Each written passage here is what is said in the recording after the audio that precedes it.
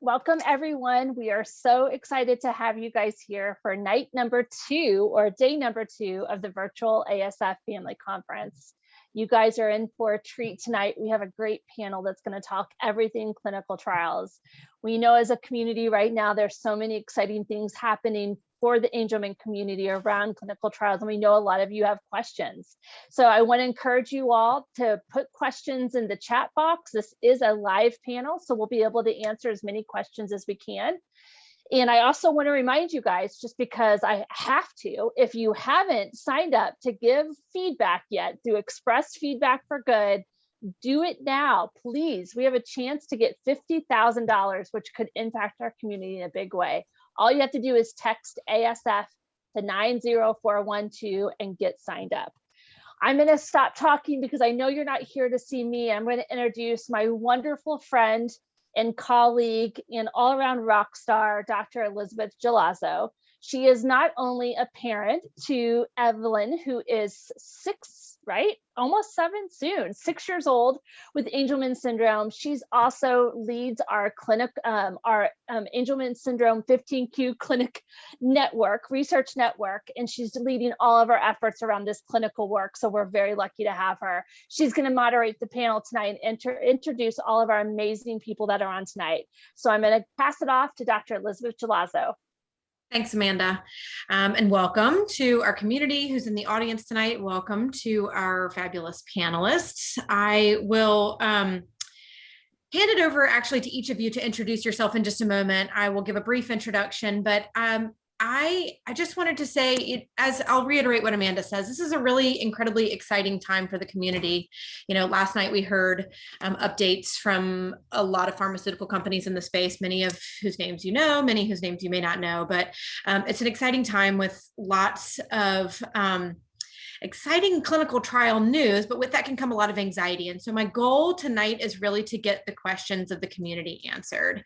We have been collecting questions from the community. So I have a list of questions that have already been gathered to bring forth to our panelists here tonight.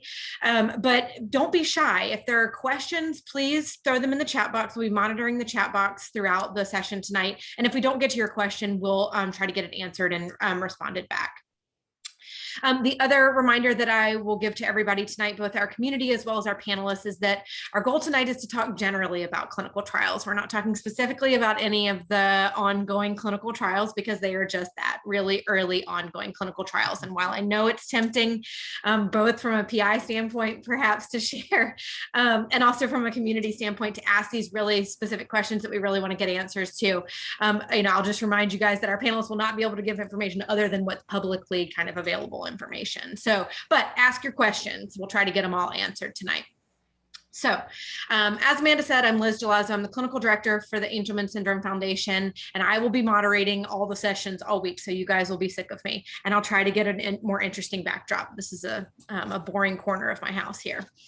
All right, so I'm going to start just by going around, and I'd like you guys to introduce yourselves. First, I have Dr. Shafali Jeste, who I believe has just recently moved to Children's Hospital of LA. Did I get that correct? I have, exactly. Okay, perfect. Hi, everyone. Yeah, if I can get everybody to tell us who you are, where you are, and kind of what your experience has been in clinical trials, either in the Angelman community or outside. Yeah, no, of course. So yeah, hi, everyone. I'm Shafali Jeste. I'm a pediatric neurologist, and I was at UCLA for 11 years and just moved to CHLA last month to be chief of neurology here. And I'm also professor of pediatrics here at USC. And I specialize in neurodevelopmental disorders. And I will say that the landscape of neurodevelopmental disorders has completely changed over the last decade, but I would say like even the last 3 or 4 years, where, our research that was focused on trying to, find markers of early symptoms of neurodevelopmental disabilities, or thinking about what kind of clinical endpoints might be helpful if we ever had a therapeutic, which is really what much of my research was in, biomarkers and clinical endpoints and early detection. That research that we hoped would lead to treatments one day has all of a sudden now become integrated directly into clinical trials. And now we're in this like space of therapeutics, which is just incredibly exciting. I feel like we can give families much more, I would say, hope that we're at least working towards that space, and Angelman has really led the field in that way. So my work in clinical trials is largely around, I like to think of it as clinical trial readiness.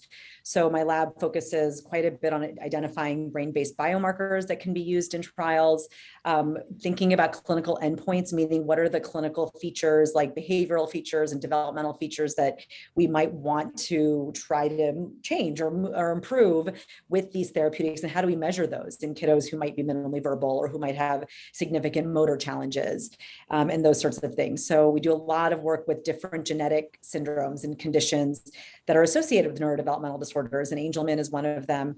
I also have done a lot of research in Duke 15q syndrome, and so now we have this 15q clinical research network that brings the two populations together, which has been great. When I was at UCLA, I was the PI of the Fresius natural history study for Angelman, and also was the PI of Tangelo. So we were directly involved with that ASO trial, and those are staying at UCLA. I'll just quickly say that we are going to have a 15q clinic at CHLA. It's going to be awesome, multidisciplinary. We'll probably launch in October. And we hope to have trials here as well once I get a little more settled. So with that, I'll stop and just say it's been really fun to work with the patient advocacy group. I mean, none of this work would be possible, frankly, without our parent partnerships. Awesome. Thank you, Shafali. All right, going around my screen, we have Dr. Carlos Bacino, who is a geneticist at Baylor College of Medicine. I'll let you introduce yourself. Yes, hi, Elizabeth. Hi, everyone. Thank you for the invitation. So for the people who don't know me, I am a clinical geneticist, and I have started working at Texas Children and Baylor College of Medicine back in '95, and still there. And about a few years later, I started working in collaboration with Art Baudet, who had a very, committed interest in Angelman syndrome. And that's how I got started in some of the early trials. And initially they were more like natural history, and then moving on to some other dietary modifications that he was hoping to be a way to start some of these conversations going in treatment. And obviously from now, we have gone all the way now to start talking about gene modification therapies, which is certainly very exciting. I am currently the medical director of the Angelman Syndrome Clinic. So we have this multidisciplinary clinic for about now 2.5 years. And before that, I was actually following a lot of the patients with Angelman syndrome, since I have been involved in some of the clinical trials. So I have been sort of the go-to person in my group for all of the Angelman syndrome patients. So it's been fun, obviously, working with the community, and I'm certainly very excited to see what's going on. As Shafali was saying, that all of a sudden you have all of these competitions, so to speak, which is good to have all of these therapies and possibilities that may impact significantly the community. So I guess I will stop here, and I will let probably Liz come next. Well, thank you so much. I'm sure it probably feels a little surreal after being in the community for so long to see the landscape have changed so much in the last year, and seeing all this excitement around clinical trials. And last but not least, Dr. Liz Berry-Kravis, a child neurologist at Rush. Go ahead and introduce yourself. Yes, so I'm Liz Berry-Kravis, and I'm a pediatric neurologist at Rush in Chicago. And we really got into the clinical trials field in about 2002, when we started with a very similar, abrupt, large number of disease mechanism-based trials for Fragile X syndrome. and learned a lot about what not to do in clinical trials for developmental disorders, because we were really the first ones there, and this had not been done before. There had been trials for behavior, but not for targeting the underlying disease mechanism. So as time has gone on, we've learned, we've modified. Some of what we've learned has been utilized in developing the clinical trials process for Angelman syndrome. And our program, as a result of our experience over now almost 20 years, has blossomed into a clinic and a translational research program for Angelman syndrome, for Phelan-McDermott syndrome, for Rett syndrome, for Fragile X syndrome, and for numerous other things. We continue to work, and I think we still have a lot to learn about what the best ways are to demonstrate benefit in these trials. And as Shafali was saying, we're always working on developing newer and better outcomes that will really show us when we're changing the brain, which is really what we're trying to do. So I'm not going to go on, and because the point is that we want to answer the questions, and so we can go ahead maybe. Well, I think that's probably going to really be a theme of this week. And it was certainly a theme, I think, that came through, or a thread at least came through in the industry presentations last night. And it was a theme of the scientific sessions today, is really developing appropriate outcome measures to be able to measure change in our patient population. So I have a list of questions here, but I want to make sure we get to everybody's questions. So I'm just going to jump right in here, since we have folks who are going ahead and chomping at the bit with questions. So I'm going to throw this first one to you, Dr. Barry Kravis. And again, I'm throwing these out, but it's perfectly fair to say we cannot answer some of these questions. But so the first question we got here is, when will the GTX 102 clinical trial restart? Has the FDA approved the new protocol for this trial? And do we know anything about where sites might be? Is there anything that we know about that? Well, we know some things. Some things we know and can't say, and other things we know and can at least say. So we have been back and forth with the FDA over an extended period of time, and I think we are still working with the FDA. We're making progress with the FDA. Progress can be slow. And so an answer on this is expected maybe next month, hopefully at the latest in 2 months. In the meantime, both the UK and Canada have approved the new genetics protocol, and they will be enrolling patients soon in those areas. And perhaps if those countries get going first and we get some additional safety data out of that, that may spur the FDA forward a little bit. But we really have been dealing with this off and on now for almost a year, and so it's a little painful, but progress is being made, and that's really about what I can say. That's optimistic, and certainly has been a lesson for the community about how clinical trials can go sometimes, and that things don't necessarily always go the way that we expect, and that these kind of pauses can happen, but it doesn't mean that it's permanent. All right, so the next question is, what age group will the clinical trials be targeting? Anybody is welcome to jump in. I think there's a handful of clinical trials that we're expecting probably over the next couple of years, and general ideas about age groups. Dr. Shafali. Yeah, I know it's a great question. And I think, there's this general gestalt that we haven't actually proven, but that the earlier you treat, the better, because you're, especially in some of these therapies that are really, modifying the impact of the genetic change, that you might then kind of open the door to help an infant or a young child, learn better and kind of access interventions in a different way. But we don't necessarily know that. And the flip side to that is that we also have less information generally about safety, and even sometimes less information about clinical endpoints and biomarkers in the really little ones. So we're always stuck in this position of, we'd love to treat really early, but how early can we treat?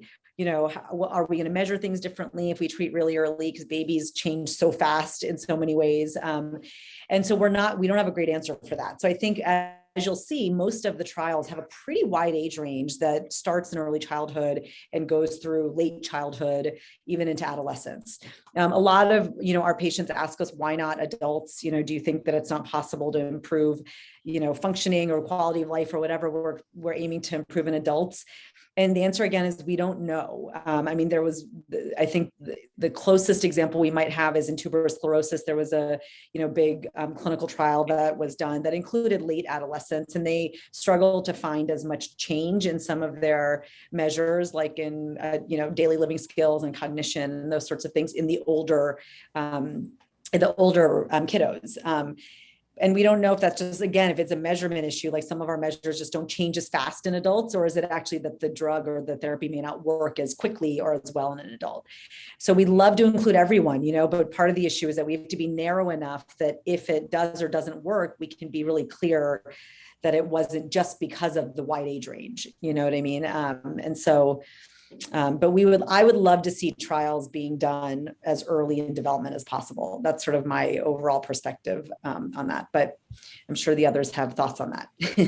Yeah, I can jump in here and maybe provide a little bit of specifics of what we know. In general, I agree with Shefali that we want to go earlier, but we don't know what UBE3A does at what stages of development. So we don't know what we can get back totally at any age. And even if we could improve things somewhat in adults, that would still be valuable, albeit we may have the largest effect in the youngest kids started on treatment. In terms of specifics, Roche is working on getting the 1 to 4-year-old cohort open in the USA. They have a process going on with the FDA, and we may find out that cohort has already been enrolling in Europe, and we may find out if the FDA allows that cohort to go forward sometime in the next month or two. I think genetics, we know what the age range for genetics was. It was 4 to 17. And I believe that is pretty much locked in at this point until they get past, sort of the bump they've had with the adverse event. And Biogen presented, Ionis Biogen presented at the clinical trials session that they are going to be looking at a broader age range that includes adults as well as young children, as well as the mid-range. So I think we don't know exactly what age range some of the gene therapy trials may go with. So things are a bit open right now.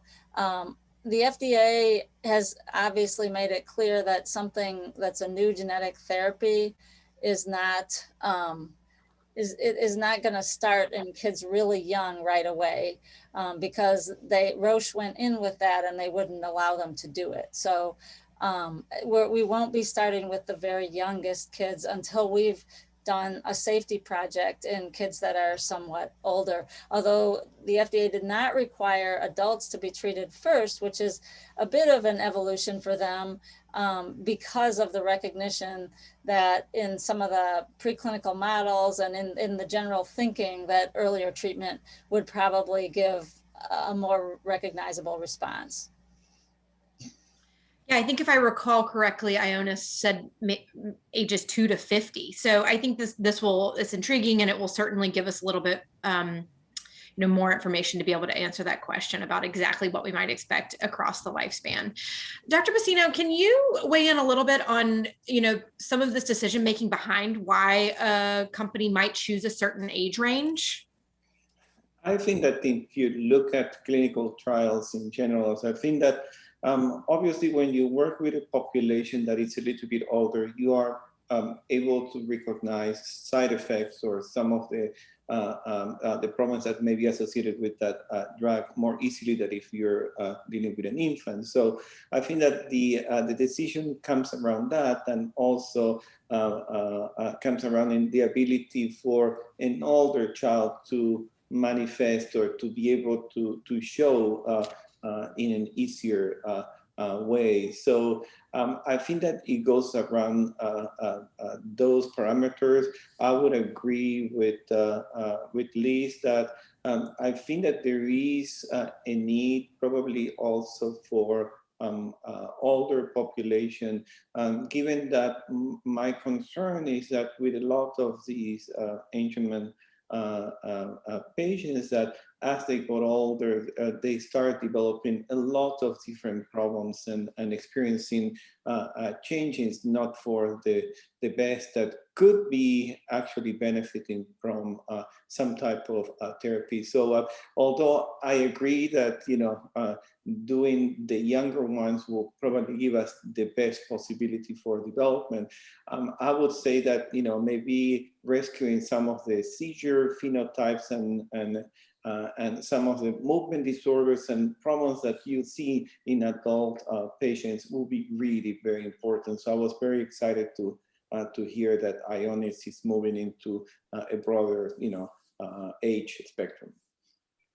Yeah, I think this also highlights just how early on we are in this clinical trial space, right? We're just really in the early infancy of clinical trials in the Angelman space. All right, so the next question here for Liz, is UPD currently included in any clinical trials? And if not, will it be included in the future? So I don't know of any that it is being included in currently. Certainly for the ASO trials, there's a lot of worry about doing that, because essentially what you're doing is reactivating two paternal genes, or two genes that are behaving like paternal genes instead of just one. And in the normal situation, people don't have two genes active. And so because of situations like 15q duplication syndrome and questions about whether it's okay to have twice as much UBE3A, there's a lot of fear of doing that. Now, we all know that these treatments aren't perfect, and so they may not actually produce twice the level of the protein. And so it may be just fine to use these treatments in people with UPD, but I think until we establish safety and efficacy in the deletion population, it's unlikely that ASOs will be used in UPD. On the other hand, gene therapy to me actually makes a lot more sense to use in UPD, because in this case, the specific deficit is UBE3A and the gene therapy is targeting UBE3A. So I don't know what the gene therapy trials exactly are going to do. I think the scientific advisors are still kind of working with the companies, and the companies are trying to figure out what to do.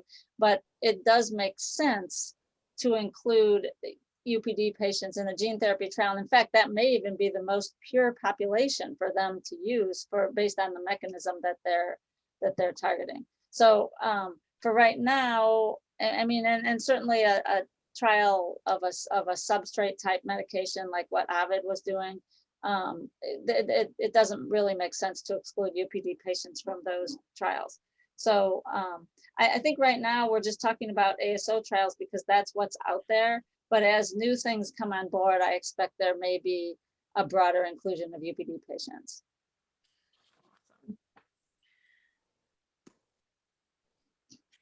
All right, we'll get to Winhan's comment here in a moment. There's a fabulous question from Debbie Sukin.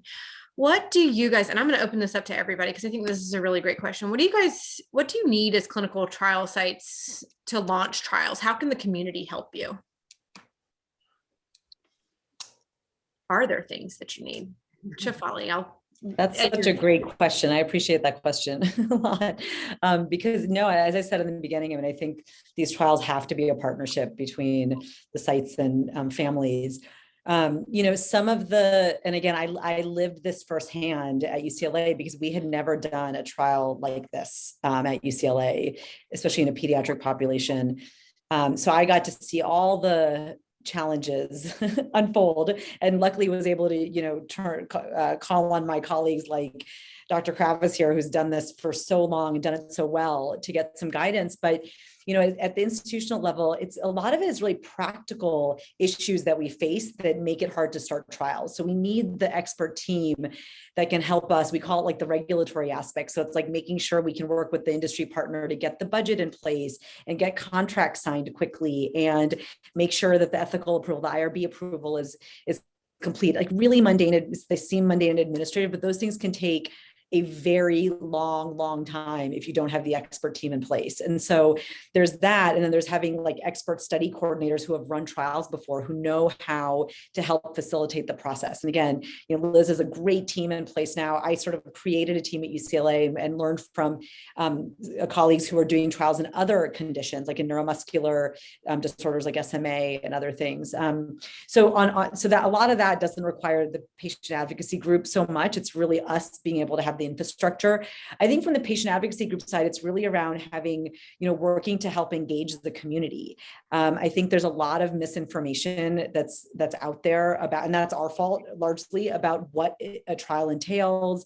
What are our goals? What does it mean to be in a trial? What are the pluses and minuses of being in a trial? And I think that kind of communication, to have that information available, especially from families who have been in trials, that can then talk to other families who might not be so sure, might be nervous about, what this trial might involve or the long-term implications of being involved. I think having parents to communicate with families and be ambassadors for the studies, I think that's incredibly helpful. And then, again, we need to have enough kiddos in the community or adults in the community that can come and enroll. And so, having, again, an engaged group who can be ready to enroll once the trial's open, so that we can meet our goals. Because I think, our industry partners are looking to us to be the clinical hubs for these conditions.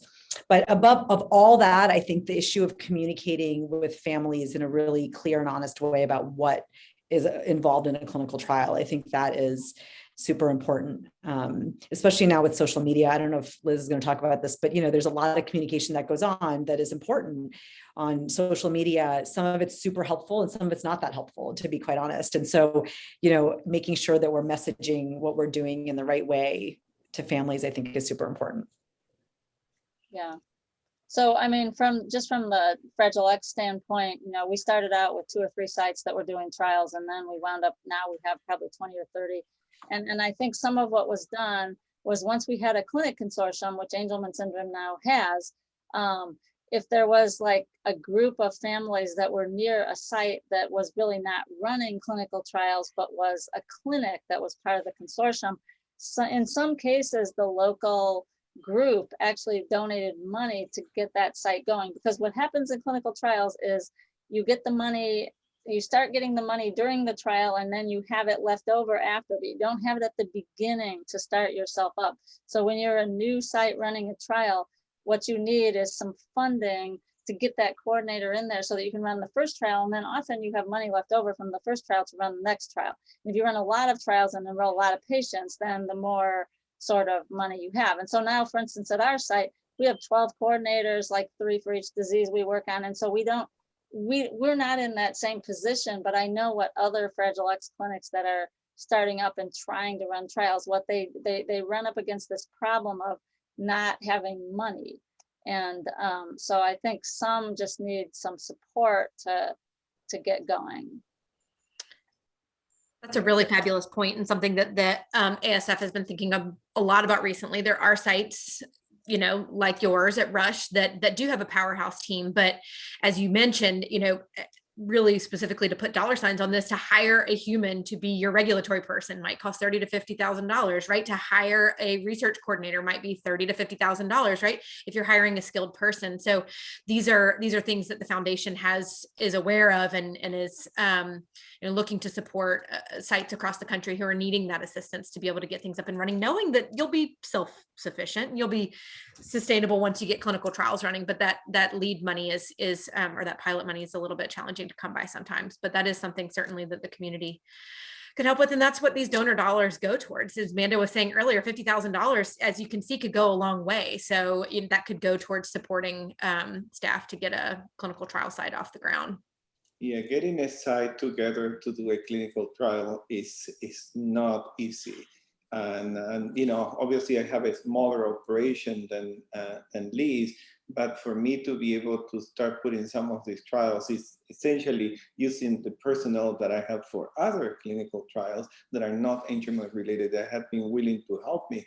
Eventually the money comes back, but it takes months, until you see a penny, because you only will be compensated once the patient is in the in the study. So it's not like you can have an NIH grant that you can have $200,000, $300,000, and then you can start working.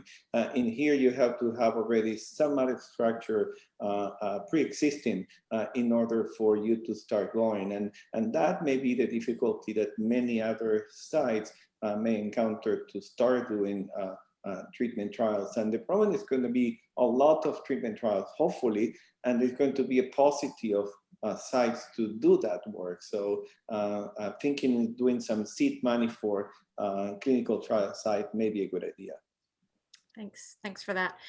And I'm clearly seeing a deliverable coming out of this panel that we have here. Clearly, we need to have some sort of expert parents and clinicians, something that is easily disseminatable to the community. But let's not miss this opportunity. Back to you, Shefali. What does it mean to participate in a clinical trial? That was going to be the first question. People started jumping in with good questions. Yeah, I mean, so, and it really depends on the trial. So, I mean, I can use the Tangelo example. So first of all, it's a lot of work for everyone. And it's not just, work. I mean, on our end, sure, there's work, but, it's a lot of work on families too, because we're collecting a lot of information from you, not just right after the treatment, right? So, it requires time. It requires a reorganization of your schedule so that you can come, so for Tangelo, for instance, our kiddos were admitted overnight after the intrathecal administration. So that basically required a family to be free for 2 full days, around the times of the administrations, which was 3 times in a row, right? So that takes time that you take away from work and have, care for your other kids and all those things. So I say that not to, sort of, I want to encourage people to be in the trials, but I just, we recognize that it's challenging, and that can be a stressor on the child and the family, right? So there's that. And then it requires being able to really participate in all of the other assessments we're doing in between.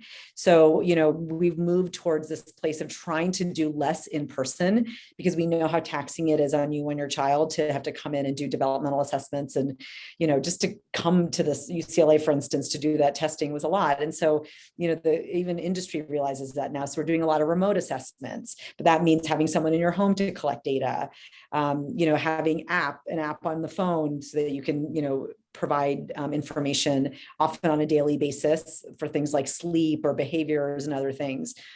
So it's an involved process. But, the important piece is that, if we can make sure that our families stay engaged, then it really allows us to learn as much as we can about how these therapeutics are actually impacting our kids. Because, it might be that some of these, what we call secondary outcomes, like sleep and things that we're collecting that are a little bit more, they're less standardized. They're, measures that we're collecting again on apps and at home. Those may be really where we see the biggest signal. But we only can learn that if everyone gives us the information and tries to provide it as consistently as possible. But, full respect for all the families that are in these trials. It is not easy. Liz, you're laughing because I know you've experienced it. So, but. Yeah, clinical trials, it's a lot of work, both on the clinical trials team and certainly on families, and it's a lot for the community, certainly. So I think that that's an important primer about clinical trials, but we could probably spend all night educating about clinical trials. Yeah. And again, I'm not trying to discourage folks from being engaged with the trials or enrolling in them. I mean, we make it as easy as possible, but it's just that it's work, and there's no way around that. So. Absolutely. All right. We have some other fabulous questions here. Let's get to it. All right. To Jody Hart, I just want to reiterate, we were super excited last night to hear Ionis talking about including adults in their phase 1/2 clinical trial or phase 1 clinical trial that's hopefully upcoming later this year. So we're hoping to understand a little bit more about these treatments in adult patients, and hope that other clinical trials coming down the pipeline may also be including adults as well. So I don't think we will only be talking about pediatric clinical trials. I think Ionis is setting the stage for this, and we will be seeing other clinical trials in adults, hopefully. All right, and getting back at the same question, so, and this, we can go into touch on Win-Han's point here for a second, but are there trials involving mosaicism in Angelman syndrome? You know, I think this is getting back at that same question of, are there currently trials involving UPD or other genotypes? And when Han brought up the point that today in our scientific session, we did hear a little bit more about kind of dose-dependent responses to these ASOs. And so again, you know, I think part of these initial clinical trials is to help us understand exactly how much UB3A expression we can expect to see from these clinical trials. And once we know that, we can better understand what patient populations, i.e. mosaic patients who maybe have a little bit of expression of UB3A, or UPD patients who, when we activate both copies, we're going to see more. So again, this is all part of what we're learning from these initial clinical trials. And hopefully we'll be able to guide what patient populations will be best served by each intervention going forward. But that brings up an interesting question that we hear a lot is, what's kind of the time frame that you might see? When can we expect to hear from these initial clinical trials? Well, so I think because genetics had their big fiasco, they presented all of their data early because it was very clear they were only going to treat those 5 patients for a little while. And so they went ahead and analyzed all the data. Basically, the other phase 1-2 trials that are coming out through Biogen and Roche are designed as very long-term trials where theoretically the patients do bridging doses and then they do an open label extension, and like no one ever has the medication fully taken away. So of course usually you wait until the trial is over and then it ends, and then you do a database lock, and then usually about a year after the trial ends is when the company releases information to the participants, and probably by then they're if the trial's successful, certainly they're publishing results and presenting at meetings.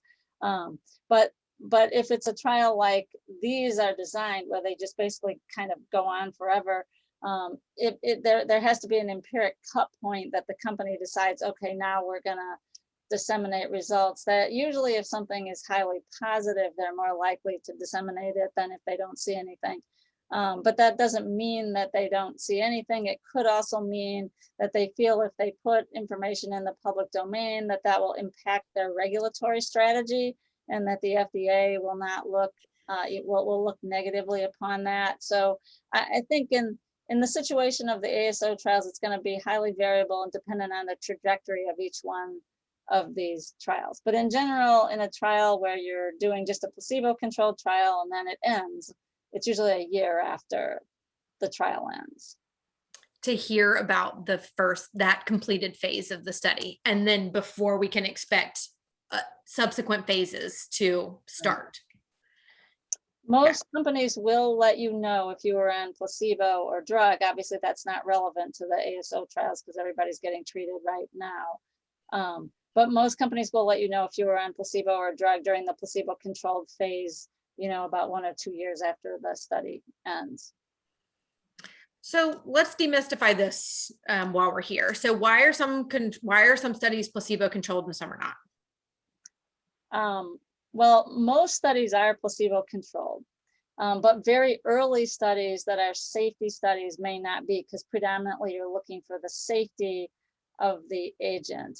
I think also some studies that are in a rare disease and may have a very high impact on the disease may produce a result that's so striking that you don't actually need a placebo.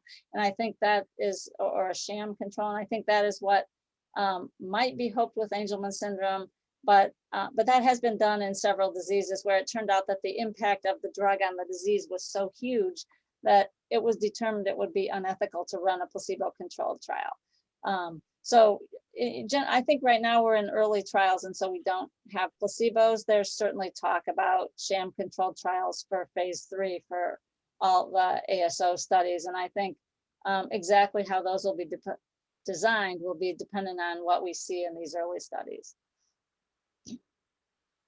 Is there a role for the community to play in clinical trial design? There is. I mean, in ultra rare diseases where you actually can't randomize very many people to a placebo group, it becomes a statistical nightmare, because especially if the disease is variable, you might actually approve or not approve a drug based on who you randomize into the control group, because the groups are so small. So there's been a lot of discussion recently at the FDA about that, and using different kinds of measures like natural history and pre and post dose trajectories. And of course, Roche had Freesias, and I'm sure this was one of the ideas behind Freesias. It's a very good idea where you follow patients for a year and look and see how much do they change in a year, and then you put them on an ASO and follow them. And if their trajectory really changes a lot, then that might support being able to do a development program without placebo-controlled trials. There certainly are conditions, I'm involved with one of them right now, where the families really go to FDA and tell them they don't think it's ethical to do placebo-controlled trials. Those are mostly degenerative conditions where the child will potentially get worse or even lose their life during the time of the trial if they're randomized to a placebo or a sham. So that doesn't apply to Angelman. So I think here we're going to be, whether we do placebo or not is going to really depend on the effect size in the early trials. And whether it's a believable result, like the FDA doesn't think, oh, it's just, it's just placebo effect, that people are just rating this, it's not real. And that's why some of those objective measures like the EEGs and the Bailey and all of those things, I mean, you may hate doing all those things, but those are the things that could potentially keep you from having to do a placebo-controlled trial in the future. Although only time will tell. We saw a lot of exciting work today talking about correlating the Bailey and EEGs. And while in the community, these are really cumbersome tasks as for families. Nobody likes doing an EEG. Nobody likes doing a Bailey. They're all very painful, but they're important measures that could potentially help avoid placebos in the future, hopefully. All right, so let's pivot here a little bit and talk about site selection, because we've had a lot of question about how a site is chosen, how a physician, say you have a local clinic and they're fabulous, but you have a great clinician, but they're not running clinical trials currently. Are there ways to run clinical trials in the future? Dr. Bacino, how would you suggest how does that happen? Shed a little light on this. Yeah, well, I think that there are a lot of really very good clinics and clinicians out there, and that may not necessarily yet be ready for a clinical trial. I don't think there is anything wrong for those families to seek a place in a different site or place. Problem is that it is it's a big effort from the family just to be able to travel, to do all of the things that require the inconvenience from their job and what happens to that children and other children in the family. So I really, my heart goes for all of the families that really go into these trials, because they commit a lot. So it would be great to have many different sites that will be able to run some of these clinical trials, and I do hope that more will be started, because again, if you see all of the different possibilities coming in the near future, there's going to be a lot to choose from. But I think that it's really more about what the families want to do. Sometimes, again, since these trials start slowly and the recruitment, the eligibility, until all of these things happens, it takes quite a while. So then that is a bottleneck, for families to get into a trial. But as I said, the reality is all of these families are being very brave to make it into this possibility of a treatment, but ultimately it's going to benefit to everyone. Ultimately, if a drug is doing extremely well, that immediately will probably have an impact on all of the community. So I know that the families are very anxious, because they have either their UPD or their imprinting center, and they don't yet know whether they're going to be part of a trial. But I think that this is ultimately going to help everyone. Thank you. Yeah, on that topic, I'll just add, the 15Q Clinical Research Network that Shafali was referencing in the beginning, we have a network of clinical trial sites currently in the United States. And, one of the benefits of this network is it really is a learning network of clinicians. There's a clinical trials committee within that network. And so that if people are interested in running clinical trials, certainly, we encourage, this is not just closed to current existing multidisciplinary clinics. So if there are clinicians out there who are interested and are seeing multiple Angelman patients, or even just one, then, we certainly encourage them to reach out to us, or we're happy to reach out to them and include them in this network. And then if they're demonstrating interest in running clinical trials, that's certainly something that we're more than willing to chat with clinicians about across the country and across the world. Again, I was really encouraged last night to hear so many additional sites outside of the US. We heard that genetics was approved to start in the UK and Canada.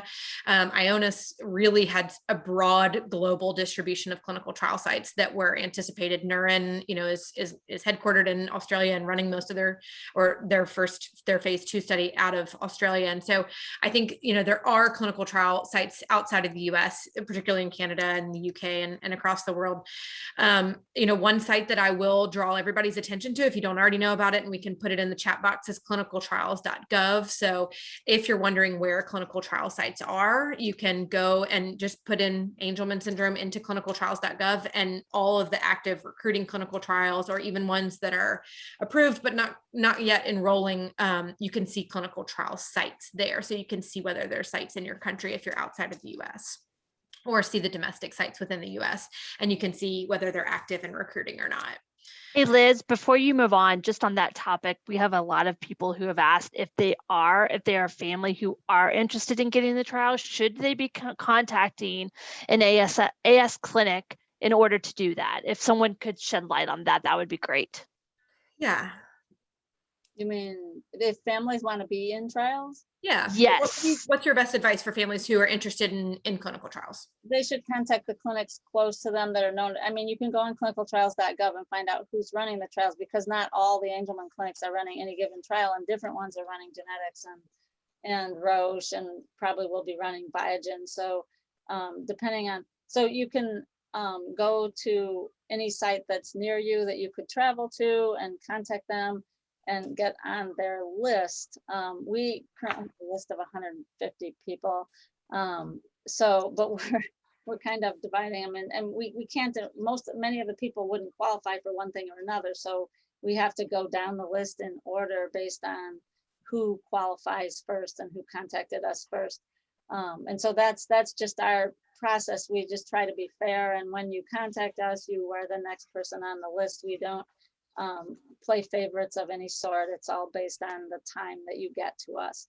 And I don't know what other sites do in terms of prioritization of patients, but I think your best chance of getting involved in the trial is to be in contact with a site that you can see is running all these trials. There's kind of a related question in the chat that's going on about a site that wanted to be a trial site, but was told no by Roche. And I think that when companies look for sites to run trials, especially big companies like Roche, they're looking for past experience. Did you run a trial in different kinds of neurodevelopmental disabilities? Did you run a trial on Angelman syndrome? They send you this big long feasibility questionnaire that's like 10 or 20 pages that you have to fill out everything at your site. And so it's not like they don't just, you can't just call them and say, I want to be a site. They're going to do this assessment of your site.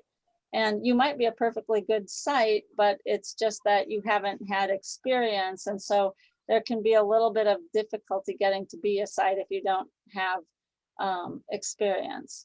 In any case, that may be fair or not. And sometimes companies look at their geographic distribution, where if they already, like for instance, if they already have a site in Chicago, they're thinking, well, Madison's not that far from Chicago, it's only 2 hours away. We'd rather have a site like in Seattle where it would be inconvenient to go. So sometimes they're really looking at where all the sites are on the map so that they can try to cover a country as well as possible. And I would just reiterate that I think if you're interested in having your child be in a trial, just contacting, frankly, any of the clinics, we can guide you in the right direction. But, I think it's really, it's ideal to have less sites that really have expertise in running these trials and then putting resources into helping families get to us rather than having a lot of sites that are seeing just a couple of kids, because it's, again, as I said, it takes the village to design and run these trials. And so I think even for the family's experience sake, it's better to be in a place like, like at Rush, right, where you're with a team that has been doing this for a very long time. I will reiterate definitely that. help guide you. Yeah. Yep. You, I think from both the pharmaceutical company standpoint, but also from the family standpoint, you want providers who know Angelman syndrome. You want assessors who, psychologists who've done a Bailey with patients with Angelman syndrome before, right? I mean, the company's going to require that. But as a parent, you also want that. It's a much more pleasant experience when the whole team knows Angelman syndrome, than when that's not the case. There's a question about, does it have to be in a clinic, or could you just convince regular specialists to start running clinical trials? And for less invasive clinical trials, sometimes just like a drug trial or something like that, sometimes, that has become a little bit more decentralized out of these academic hubs. But for really intensive clinical trials, particularly ones that are requiring anesthesia, sedation, overnight stays, you're going to want that to be in a pediatric center who knows your child's rare disease, that's equipped to be able to handle anything that might go wrong. Because again, these are safety clinical trials. They're safety trials. Their job is to determine whether this is safe. These are really early trials, and I think the genetics experience emphasized that. If that event had gone on in somebody's local clinic, it would not have been good, because you have to be tooled up to get the patients in, do the right things for them, treat them immediately. And so these early phase trials where it's a first in man trial, anything can happen, and you wouldn't want that to be going on at a local clinic. It has to be at a center where you can get treatment and address medical problems and do that very quickly. So I think as one goes on, and so the initial safety trials may be at only 6 or 8 sites in the country, or even 4 or whatever. But then as you go to a big phase 3 trial, then there's more opportunity to open many sites, basically because now we know what we're doing. So it becomes easier to have a site that doesn't have quite as much experience.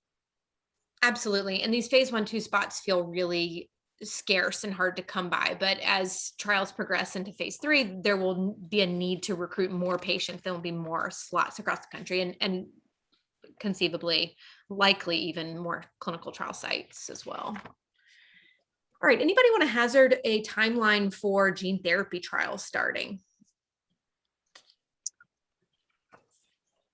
Well, there's no shortage of interested groups, I would say, and I don't know if any of them presented at the thing last night, but it seems to me like they're tooling up to be ready in a year or 2.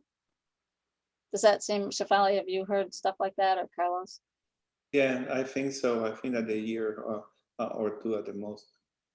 I mean, things have been, I think the pace has been faster than, I mean, at least that I expected, with this landscape in general. So it could be even sooner, but yeah, that's generally the timeline that I've been hearing as well. Great. All right. We're jumping around a little here, but let's get some of these questions answered. So I think it was you, Liz, that mentioned that starting in a younger age group was a little bit newer for the FDA. And so this question about, starting in older patients and then going to younger children, what's the rationale behind starting in younger children versus starting in older adults?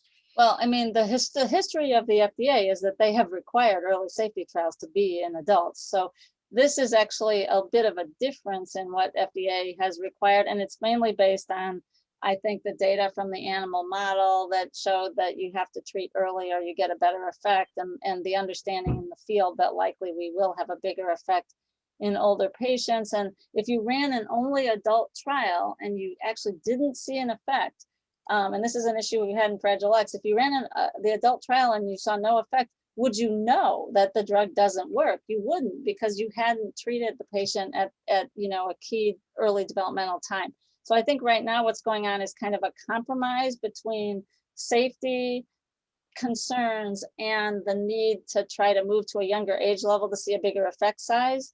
So, so they're kind of allowing this intermediate group that's sort of in the 4 to 17-year-old level where, yeah, we're not going to treat little babies, but we're going to let you go down to a young enough age that you might see a better effect than in adults. But I do agree. I mean, if this drug has, if these drugs have any effects in adults, even if all they did was stop non-epileptic myoclonus, they would be great. We would use them, you know. So there could be different a level of effects that we would be getting in adults that would be very meaningful. But of course, when you're starting your first trial, you don't want to have a negative result. So that's been kind of the compromise between safety and hopefully seeing an effect.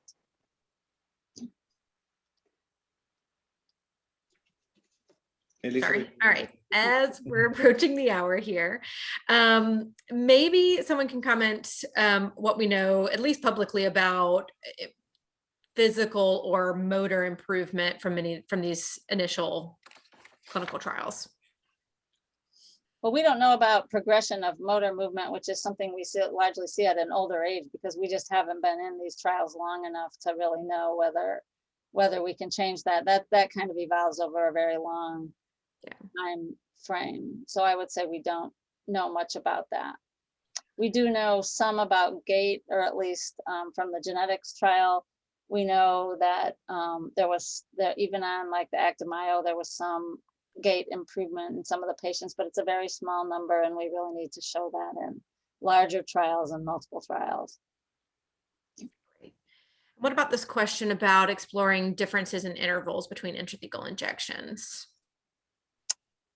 It looks like it was shorter and then it was longer, but so shorter would not be something we'd want to do, but no one does intrathecal ASOs more frequently than once a month, and there's some safety issues with respect to that. For longer intervals, I mean, everyone does believe that we are going to wind up with longer intervals than what's going on in the early trials, but what you have to remember is that the ASO lasts in the body probably 4 to 6 months, and at the beginning, you're using very low doses. So essentially what they're doing to offset the fact that the dose may be too low to see an effect is giving the dose more frequently, because then what's happening is the drug is building up every time you give an infusion, and that allows you to look at safety with each infusion, but also to get to a dose by the end of the dosing period that you would expect might have some efficacy. And the FDA actually requires this now. You can't do a trial where you're going to put children under anesthesia and do an intrathecal injection without being at a dose that you can expect some type of efficacy, you know, theoretically, in exchange for the risk. So it's about the risk-benefit ratio. They won't let you do a trial that has no chance for benefit. So this is why these dosing intervals are closer at the beginning. We all know that just like with SMA, once the therapy is established, probably the intervals will be more like every 4 to 6 months. Awesome. And I don't know if anybody has any intel on future clinical trial sites in India. I have not heard. I would imagine so in the future, but I have not heard anything. All right. Any last lingering questions from the community? You guys have had great questions tonight, and our panelists have been fabulous. Can I ask one last question for each person to answer? So we have 100+ people on, most people who are families, you know, people in the community who are you know, parents or caregivers of a loved one with Angelman syndrome. Can each one of you maybe share at the very end here what you're most excited about, or something really positive that you can share with the community when it comes to what we have to look forward to when it comes to clinical trials? I know it's a big question, but maybe we can leave it with that. So I'll start. Anyone wants to start, go ahead and answer. I think that I will start on the, because as I said, going from a time where we had basically nothing to where we are now, that, you know, companies are knocking each other just to come up with an ASO, or with the gene vector that will be, you know, that will be the best for gene therapy. I think that is pretty amazing. So and this has basically happened in the last 2 to 3 years. So I cannot imagine what's going to happen in the next 5 or 10 years. So I think that there is a lot to be excited about. So I really, I'm more and more positive, and I was already before, but I think I'm more positive now than ever seen what is going on. So this drug may not work, but there's actually plenty that are in the landscape, and there's a lot of more sophisticated technologies that let us analyze some of these gene rare gene disorders that will probably even result in different type of therapies. So I'm very, very optimistic about it. I agree with that. Super exciting. It's why I can't retire, because I've been waiting my entire career for this kind of thing to happen in pediatric neurology, and now it is. So that's super exciting. But I think on a more minute note, the idea that we're actually changing the brain and accelerating learning by, fixing a genetic effect in a disease where we didn't even know if the problem was a fixed problem is extremely exciting. The idea that, I have videos that go on over a series of days, and I watch an Angelman kid like not even be able to hold their breath and then swim across a pool. Like, the motor learning is so fast in some of these situations that it's like just watching these videos gets me completely excited. The idea that I'm like seeing learning taking place, and I know that the substrate of that is that wiring is going on in the brain. And so we're doing something completely new, and that is beyond exciting. Yeah, no, I agree. I mean, I would just say that I think in the Angelman space, it's the perfect recipe, where we have the perfect recipe for success in a way that is really, and Angelman has led the way in so many ways. But we have an incredibly engaged patient advocacy group. I mean, ASF has done such extraordinary work already and will continue to do so around the clinics and, supporting natural history studies, like all the things we need to make sure our trials work, your group is doing. So there's that. We actually understand, I'd say, the clinical features of Angelman in a way that we often don't in some of the newer genetic syndromes that we're diagnosing, right? We know about sleep, we understand the epilepsy. And again, I'm not saying that we have like perfect fixes for all these things, but we can measure them. We have lots of data, which I know sounds very scientific, but we need all those data to use those in the trials. We have a biomarker. We have this EEG biomarker that's really robust, that's like seen in mouse models. We see it in patients. And then we have these like extraordinarily transformative therapies, which is what, both of the others talked about. So like that together is the recipe for success. And it's really exciting. I agree with Liz. Like, I mean, as a neurologist, people always, unfortunately, like, ask us often, like, why are you a neurologist? Like, you're great at making diagnoses, but we don't offer any treatments for children. And I don't think that was always the case entirely, but it certainly was more the case, 10 years ago.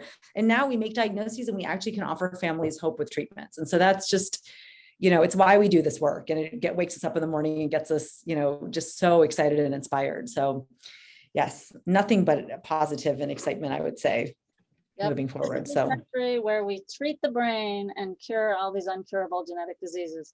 And Angelman's kind of one of the front runners here. So this is very exciting. Exactly. You've got Amanda in tears. I've been sitting at my desk, like not so silently, like fist pumping and cheering all day. So, seriously, it's true though. It's like not a hard question to answer, and we're not, we're physicians. Like we would not say things that we didn't really believe in, or to give false hope or anything. I mean, that's not, our goal is to help guide patients, and our goal is to optimize well-being and optimize outcomes and for our families, hands down. That's why we do what we do, and now we're in the space where that's happening. Like it's amazing. It's so great. So, and again, I can't emphasize enough how important ASF has been in this, like without all the patient engagement, like the drugs would be there, but we wouldn't know what to measure. We wouldn't even know how to engage our families. Like there's so many things that wouldn't work if we just had the drug.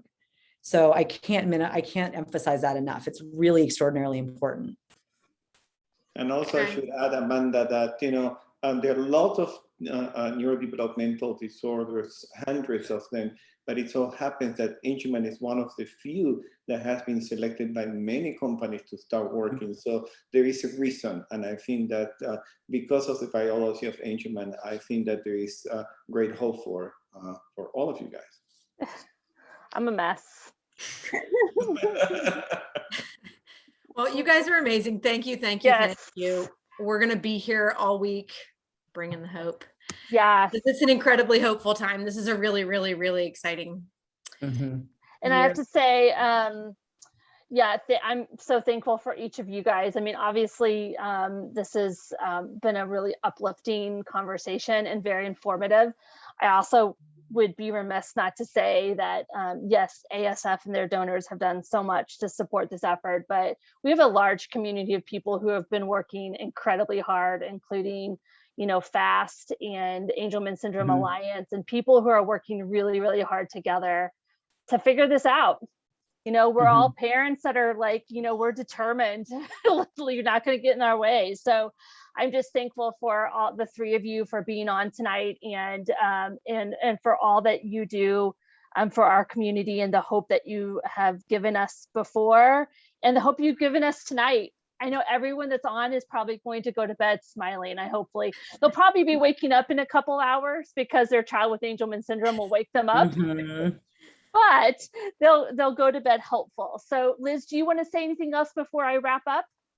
No, I just want to say that without ASF, we probably wouldn't have an Angelman syndrome clinic, and we'd be dabbling in Fragile X and PMS and all of our other things, and would not have run these trials, which have been so exciting and such a huge experience in my life personally, as well as hopefully in the families that we've worked with. So I think ASF really got us started, and we plan to continue, and we'll be here right until we're successful.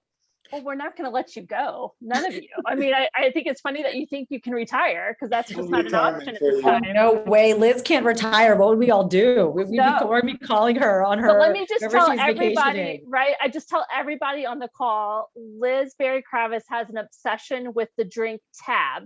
If any of you remember the drink Tab, that is true.